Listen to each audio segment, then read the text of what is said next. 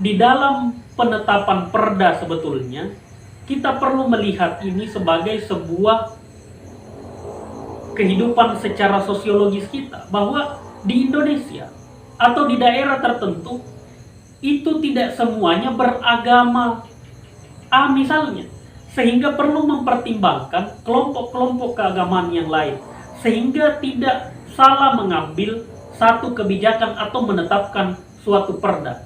Kemudian kalau ada ajaran tertentu, ajaran agama misalnya, yang menjadi inspirasi lahirnya suatu peraturan daerah, itu perlu dilihat apakah diambil secara utuh atau itu diambil secara substansi, sehingga tidak perlu kita sebetulnya menyatakan bahwa misalnya harus mengenakan jilbab bagi seorang muslimah, tetapi yang perlu dilihat secara substansi, apakah misalnya di ruang publik kita itu sudah cukup etis memperlakukan seorang perempuan, ataukah kita perlu memikirkan apakah ruang publik sudah teramat ramah terhadap kalangan perempuan.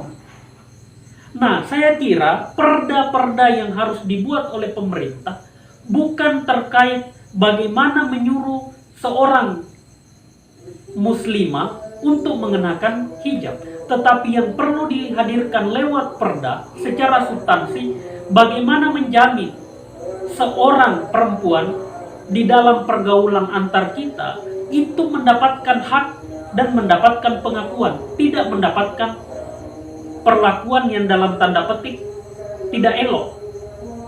Sehingga kita perlu melihat ini semua dalam konteks yang jauh lebih luas, bahwa terkadang ada yang gagal paham terkait persoalan hijab. Kemudian pemerintah juga terkadang hanya karena kepentingan-kepentingan politik yang levelnya 5 tahunan, itu akhirnya mereka membuat suatu perda yang sangat terkesan untuk mengambil hati kalangan mayoritas, sehingga kelompok-kelompok tertentu yang pada dasarnya selayaknya mendapat perlindungan itu tidak mendapatkan perlindungan secara maksimal. Sehingga lewat kesempatan kali ini, kami dari Fides Channel ingin menyampaikan bahwa apabila kita melihat secara utuh, mendudukkan secara utuh bahwa perkara hijab atau jilbab itu adalah pilihan dan ikatan teologis seseorang atau terkait persoalan keyakinan, sehingga apabila ada kelompok-kelompok tertentu misalnya yang tidak sekeyakinan dengan kita tidak perlu memaksa mereka. Artinya kan disinilah kebebasan kita perlu dihargai di ruang publik, bahwa orang misalnya punya hak tertentu untuk melakukan itu, sehingga tidak ada semacam paksaan untuk dilakukan itu. Nah, kita melihat dan perlu menyayangkan kondisi ini, karena biar bagaimana oknum guru, sebagaimana hakikatnya seorang guru itu adalah mendidik dan mencerdaskan anak bangsa, sehingga yang perlu sebetulnya dilakukan oleh seorang guru, bagaimana mencerdaskan seorang anak, bukan mengajak seorang anak untuk mengenakan pakaian-pakaian tertentu yang notabene-nya mereka ini bukan seagama atau sealiran dengan guru tertentu.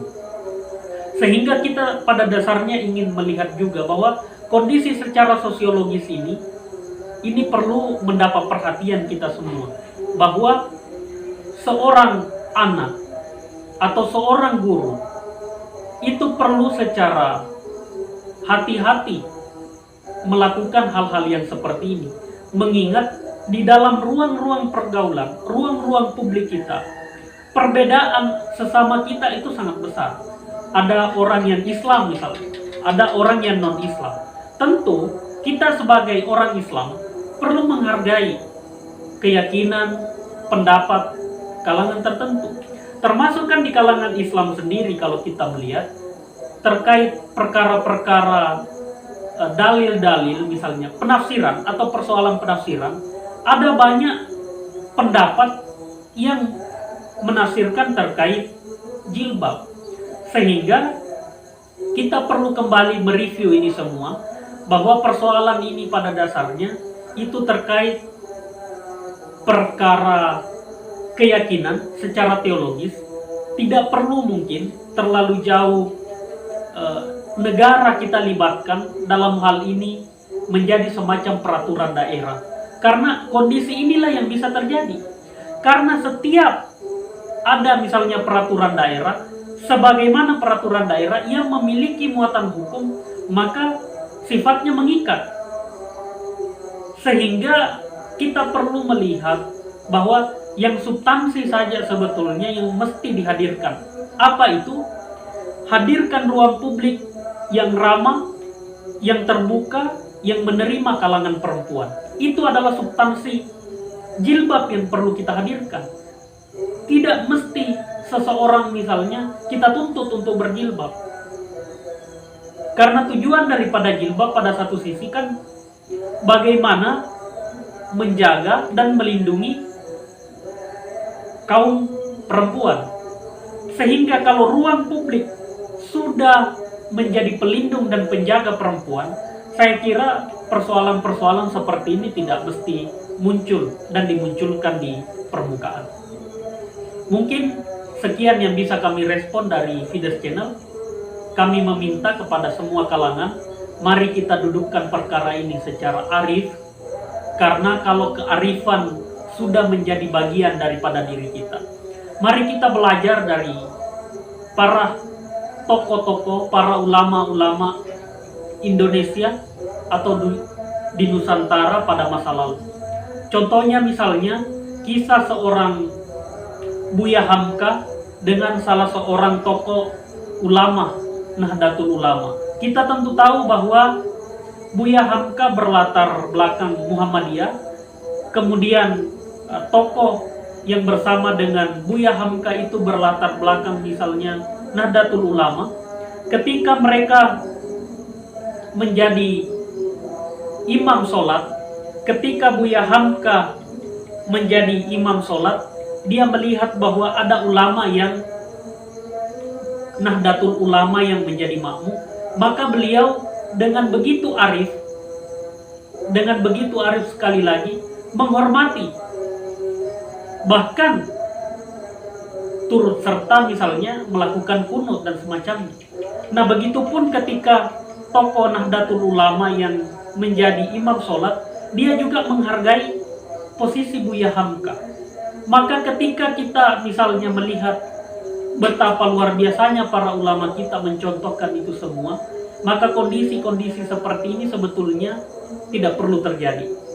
Mari kita yang Islam menghargai yang non-Islam, begitupun sebaliknya. Kita yang Islam melihat sesama kita Muslim, kita jangan langsung menjustis atau memberikan penilaian, menyalahkan dan segala macamnya. Mari kita tabayun, mari kita saling belajar sesama kita untuk memahami setiap posisi-posisi pemahaman yang kita miliki.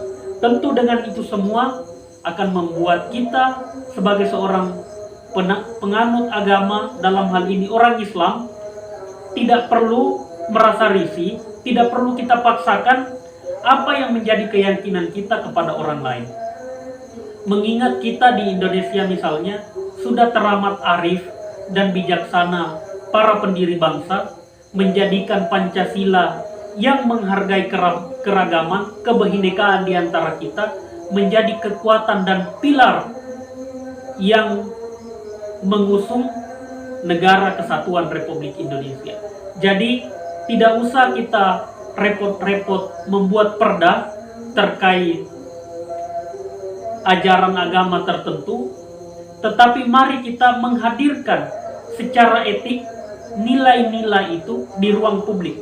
Nah, ketika nilai-nilai etik itu yang mendasari kita semua, karena kami di Fides Channel melihat bahwa setiap ajaran agama memiliki landasan etik, semuanya bertujuan baik. Nah, kalau semua landasan-landasan etik itu dihadirkan, spiritnya itu diambil dalam mengelola kebinekaan, tentu kita akan menjadi bangsa yang damai, yang menghargai segala perbedaan. Sekali lagi kami dari Fides Channel mengajak bahwa marilah kita utuh dalam melihat segala sesuatu. Sekian, salam Fides Channel.